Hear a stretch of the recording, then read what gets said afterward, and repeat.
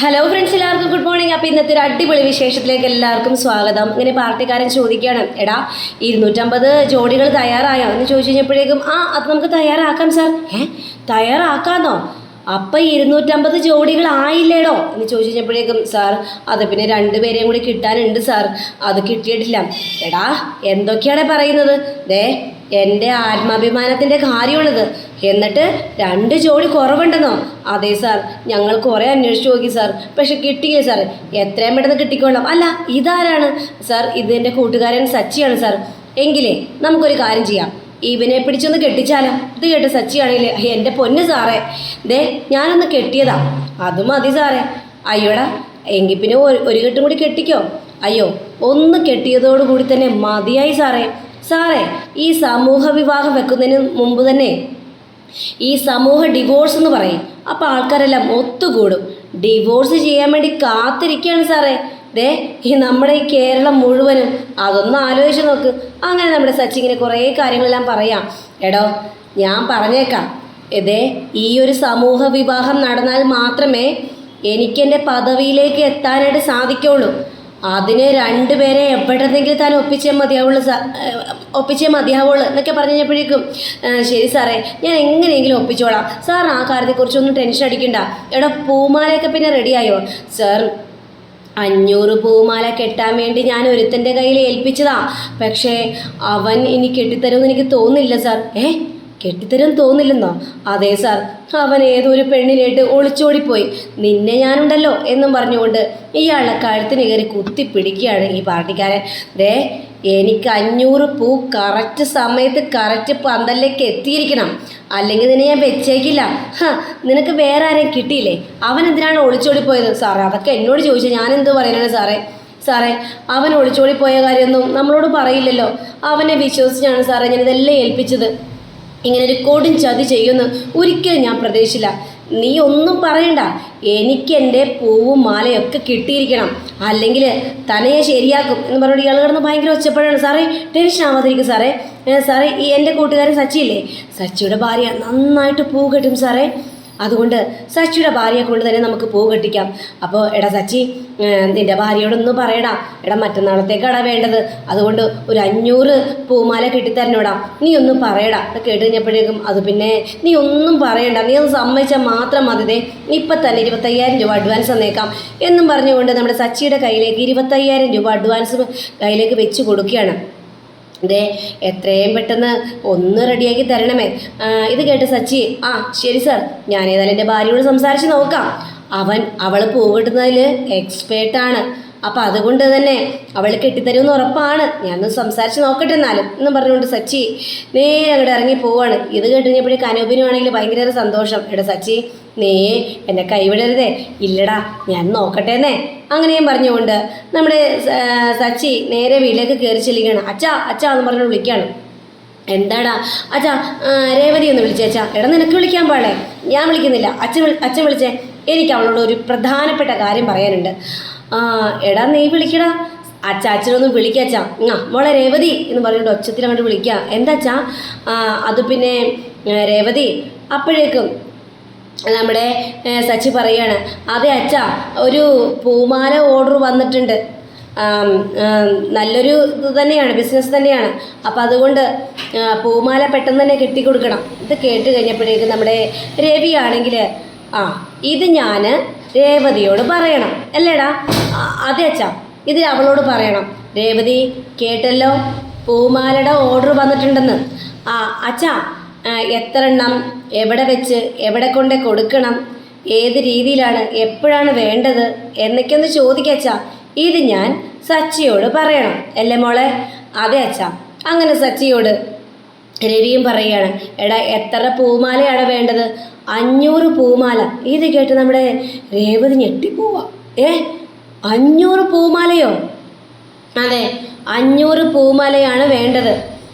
പിന്നെ 25,000 രൂപ അഡ്വാൻസും ഉണ്ട്. അച്ഛാ, ഇതങ്ങോട്ട് കൊടുക്കച്ചാ എന്ന് പറഞ്ഞു കഴിഞ്ഞപ്പോഴേക്കും അച്ഛൻ്റെ കയ്യിൽ കൊടുക്കണ്ട. നീ ഇതന്നെ കൊടുക്കടാ. അച്ഛൻ കൊടുത്താൽ മതി അച്ഛാ. അങ്ങനെ രേവതിയുടെ കയ്യിലേക്ക് 25,000 രൂപ എടുത്ത് കൊടുക്കുകയാണ്. മോളെ, നീ ഇത് മേടിക്കും മോളെ. അങ്ങനെ രേവതി അത് മേടിച്ച് ഭയങ്കര സന്തോഷത്തോടു കൂടി തന്നെ, അച്ഛാ ഇനി എപ്പോഴാണ് വേണ്ടെന്നും കൂടി ഒന്ന് പറയണം അച്ഛാ. ആ എപ്പോഴാണോ വേണ്ടത്? അത് പിന്നെ അച്ഛാ മറ്റന്നാളത്തേക്കാണ് വേണ്ടത്. മറ്റന്നാളത്തേക്കോ? അച്ഛാ ഇതെന്താ അച്ഛാ വലിയ വീമ്പ് പറയുന്നത്? മറ്റന്നാളത്തേക്ക് 500 പൂ ഞാൻ കെട്ടിക്കൊടുക്കാനും പൂമാല കെട്ടിക്കൊടുക്കാനും അതെങ്ങനെ സാധിക്കും അച്ഛാ? എടാ സച്ചി അത് പറഞ്ഞ് ശരിയാണല്ലോടാ. എടാ 500 പൂമാല എത്ര പെട്ടെന്ന് മറ്റന്നാളത്തേക്ക് എങ്ങനെ കെട്ടിക്കൊടുക്കോടാ? നീ എന്താണ് വിഡിത്തരം കിടന്ന് പറയുന്നത്? അച്ഛാ ഇത് ഞാനെടുത്തെന്ന് ഓർഡറാണ് അച്ഛാ. ഓരോ ഓർഡർ എടുത്തു കഴിഞ്ഞപ്പോഴേക്കും ഇവിടെ ചിലവർക്കൊക്കെ ഗമ കൂടി. ഗമേന്ന് ഇങ്ങോട്ട് വേണ്ട. 500 പൂമാല കെട്ടിക്കൊടുക്കാമെന്ന് ഞാൻ അവരോട് വാക്ക് കൊടുത്താ. അവരതിനുള്ള അഡ്വാൻസും തന്നു. പൂമാലയ്ക്ക് എത്ര രൂപയാണെന്ന് പറഞ്ഞാൽ മതി, അതിനനുസരിച്ച് അവർ പൈസ തരും. ഇത് കേട്ട് നമ്മുടെ രേവതി അത് പിന്നെ പൂമാലയ്ക്ക് ഓരോ ദിവസം ഓരോ റേറ്റുകളാണ്. ചിലപ്പോൾ റേറ്റ് നാളെ മാറും. ഇന്നത്തെ റേറ്റ് പറ, അത് പറഞ്ഞാൽ മതി. ഇന്നിപ്പോൾ ഒരു പൂമാല കെട്ടിക്കൊടുക്കണതിന് 1000 രൂപയാണ്. അപ്പോൾ 500 പൂമാല കെട്ടിക്കൊടുക്കാൻ നേരത്ത് ഒരു 5 ലക്ഷം രൂപ വേണം.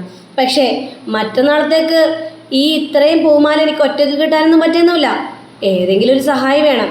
എൻ്റെ അനിയത്തിയെ വിളിച്ചോട്ടെ അച്ഛാ എന്ന് ചോദിച്ചപ്പോഴേക്കും നമ്മുടെ സച്ചി അനിയത്തി വിളിക്കാമല്ലോ, അതിനെന്താ ഇപ്പോൾ കുഴപ്പം? പിന്നെ അത് മാത്രമല്ല ഒരു വണ്ടിയും കൂടി വേണം. കുറേ പൂവുകളെല്ലാം കൊണ്ടുവരണമല്ലോ. അതിന് പിന്നെ എൻ്റെ ഓട്ടോറിക്ഷ ഉണ്ടല്ലോ, അപ്പോൾ അതിൽ കുറച്ച് പൂവുകളായിട്ട് കൊണ്ടുവരാം. എന്നിട്ട് പൂമാല കെട്ടിയാൽ മതിയല്ലോ. അതുമാത്രമല്ല പൂമാല കെട്ടിക്കഴിഞ്ഞ് ഒരു വണ്ടിയും കൂടി വേണമല്ലോ. ഈ 500 പൂമാലയെന്ന് എൻ്റെ വണ്ടിയിൽ കൊള്ളൂല. ശരി, അതിനു വേണ്ടി നമുക്കൊരു വണ്ടിയും കൂടി അങ്ങോട്ട് അറേഞ്ച് ചെയ്യാം. അത്രയല്ലേ പ്രശ്നമുള്ളൂ. അപ്പോൾ ഓക്കെ അല്ലേ മോളെ? എല്ലാം മോളും കേട്ടു, ഇവനും കേട്ടു. ഇനിയിപ്പോൾ ഞാൻ ഇതിലിടപെടേണ്ട കാര്യമൊന്നുമില്ലല്ലോ, എല്ലാം പൂർത്തിയായല്ലോ. അപ്പോൾ എല്ലാം സെറ്റ്. അപ്പോൾ നമുക്ക് പൂമാല റെഡിയാക്കി അങ്ങോട്ട് കൊടുത്തേക്കാം എന്നും പറഞ്ഞുകൊണ്ട് നമ്മുടെ രവി അവിടെ നിന്ന് പോയി കഴിഞ്ഞപ്പോഴേക്കും സച്ചിയും രേവതി ഇങ്ങനെ മുഖത്തോട് മുഖം നോക്കാതെ വല്ലാത്തൊരു ഗൗരവത്തോടു കൂടി തന്നെ ഇങ്ങനെ നിൽക്കുക. ഇങ്ങനെ സച്ചി അവിടെ നിന്ന് പോവുകയും ചെയ്യാം. സച്ചി പോയി കഴിഞ്ഞപ്പോഴേക്കും രേവതിക്ക് ചിരി സഹിക്കാനായിട്ട് പറ്റുന്നില്ല. രേവതിക്ക് പൈസ കിട്ടിയതിലും വളരെയേറെ സന്തോഷമുണ്ട്. കാരണം ഇത്രയും വലിയൊരു ഓർഡറാണല്ലോ രേവതിക്ക് കിട്ടിയിരിക്കുന്നത്. 5 ലക്ഷം രൂപയുടെ ഓർഡറാണ് രേവതിക്ക് കിട്ടിയിരിക്കുന്നത്. ആ ഒരു സന്തോഷം രേവതിക്ക് പറഞ്ഞറിയിക്കാൻ പാടില്ല. അങ്ങനെ പിന്നീട് കാണിക്കുന്നത് നമ്മുടെ ശ്രുതിയും കൂടി ഇങ്ങനെ നടന്നിട്ട് പോവുക. അപ്പോൾ ശ്രുതി പറയാണ്, ശ്രുതി എനിക്ക് കാല് വേദനിച്ചിട്ട് പാടില്ല, നീ ഒരു ഓട്ടോ വിളിക്കുക, നമുക്ക് ഓട്ടോയ്ക്ക് പോകാം. ശ്രുതിയുടെ കയ്യിൽ ഓട്ടോ കാശുണ്ടോ? എൻ്റെ കയ്യിലൊന്നുമില്ല. അപ്പം പിന്നെന്താ, നിൻ്റെ കയ്യിലുണ്ടല്ലോ. ശരിയാ, എൻ്റെ കയ്യിലുണ്ട്. പക്ഷേ ആ പൈസ എൻ്റെ കയ്യിൽ തന്നെ ഇരുന്നോട്ടെ. ശ്രുതി ഏതായാലും നടന്നേ, നമുക്ക് എത്രയും പെട്ടെന്നൊരു കാറ് മേടിക്കണം. എന്നിട്ട് കാറിൽ ആയിരിക്കേണ്ട യാത്ര ലണ്ടനിൽ പോയി കഴിഞ്ഞിട്ടുണ്ടെങ്കിലേ പിന്നെ ആ കാർ നിനക്ക് ഉപയോഗിക്കാമല്ലോ. ലണ്ടനിൽ പോകാനായിട്ട് എവിടെയുണ്ട് പൈസ? 15 ലക്ഷം രൂപയല്ലേ? അത് നിൻ്റെ അച്ഛനോട് ചോദിക്കാമല്ലോ. ആരാൻ്റെ പറമ്പ് കണ്ടിട്ട് ഒരുപാട് അങ്ങോട്ട് മോഹിക്കാൻ നിൽക്കരുത്. നീ എന്താ ശ്രുതി ഇങ്ങനെയൊക്കെ പറയുന്നത്? ആരാൻ്റെ പറമ്പോ? ഇതൊന്നും തമ്മിൽ എന്താണ് ബന്ധം? ഞാൻ നിൻ്റെ അച്ഛനോട് കുറച്ച് പൈസ ചോദിക്കാനല്ലേ പറഞ്ഞത്. അതിനിപ്പോൾ നീ എന്തിനാ ആരാൻ്റെ പറമ്പെന്നൊക്കെ പറയുന്നത്? എൻ്റെ ശ്രുതി, നിന്നോട് എത്ര പറഞ്ഞാലും നിൻ്റെ തലയിൽ കയറില്ല. അതാണ് നീ. അതുകൊണ്ട് എന്തു പറഞ്ഞിട്ടും ഒരു കാര്യവുമില്ലെന്ന് എനിക്ക് മനസ്സിലായി. നീ കൂടുതൽ ലണ്ടനിൽ പോകുന്ന കാര്യം ചിന്തിക്കണ്ട. ഇതെന്താ ഇപ്പം ഇങ്ങനെ പറയുന്നത്? നീയല്ലേ പറഞ്ഞത് നല്ലൊരു ജോലി അന്വേഷിക്കാനായിട്ട്? ഇപ്പം ലണ്ടനിൽ ഒരു നല്ലൊരു ജോലി കിട്ടാമെന്ന് വിചാരിച്ചു കഴിഞ്ഞപ്പോഴേക്കും നീ അത് വേണ്ടെന്ന് പറയുന്നോ? ശ്രുതി, അത് സെറ്റാവില്ല. എനിക്ക് ഇവിടെയല്ലേ ബ്യൂട്ടി പാർലർ, അതിനെന്താ നിനക്ക് ലണ്ടനിൽ വരാമല്ലോ, എന്നിട്ട് അവിടുത്തെ ജോലി ചെയ്യാലോ. പറ്റില്ല, നാട്ടിലാണ് എനിക്ക് ബ്യൂട്ടി പാർലർ, ഇവിടെ കഴിയണം, ഇവിടെ വിട്ട് എങ്ങും വരാൻ പറ്റില്ല. പിന്നെ നമ്മുടെ ഫാമിലി ഇവിടെ തന്നെയാണ്, അതുകൊണ്ട് ഇവിടെ തന്നെ നിന്നേ മതിയാവുള്ളൂ. ശ്രുതി, നീ ഇങ്ങനെയൊക്കെ പറഞ്ഞു കഴിഞ്ഞാൽ അങ്ങനെയാണ്. നീയേ ആദ്യമൊന്ന് ഒരു 6 മാസമെങ്കിലും ജോലി ചെയ്ത് കാണിക്കുക, അതിന് ശേഷം ആകാം ബാക്കിയുള്ള പരിപാടികളെല്ലാം. അപ്പം നീ എന്നൊരു കഴിവ് കെട്ടവനായിട്ടാണ് കണ്ടിരിക്കുന്നത് അല്ലേ?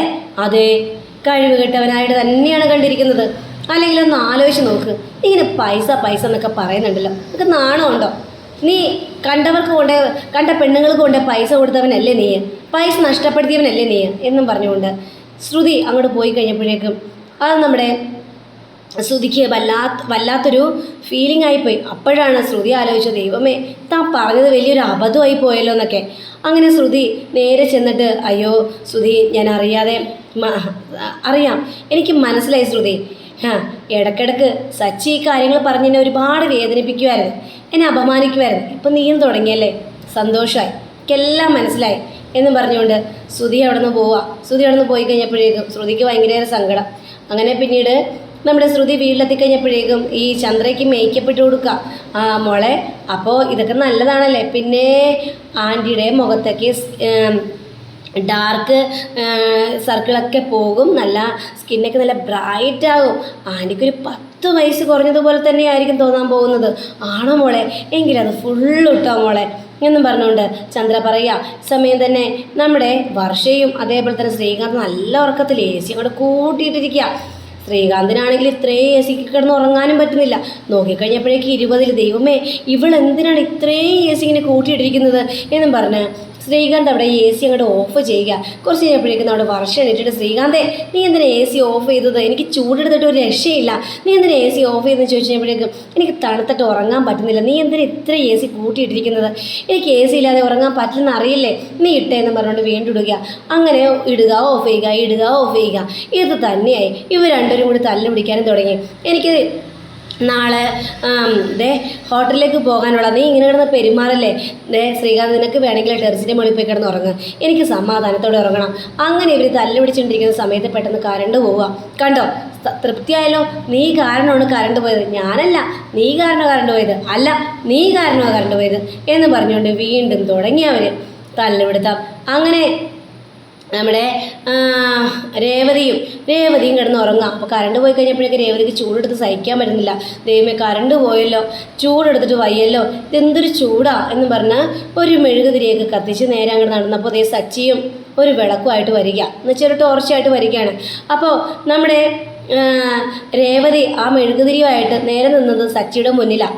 അപ്പോൾ ആ ഒരു പാട്ട് നമ്മുടെ സിനിമാ ഗാനം തന്നെയാണ്, ഒരു മെഴുതിരിയുടെ എന്നുള്ളൊരു ഗാനമാണ് കാണിച്ചുകൊണ്ടാണ് നമ്മുടെ ഇന്നത്തെ വീഡിയോ അവസാനിച്ചിരിക്കുന്നത്. അടുത്ത റിവിനെ കാത്തിരിക്കുക, സബ്സ്ക്രൈബ് ചെയ്യുക. എല്ലാവർക്കും നല്ലൊരു ദിനം ആശംസിച്ചുകൊണ്ട് നമസ്കാരം. Thank you. ബൈ.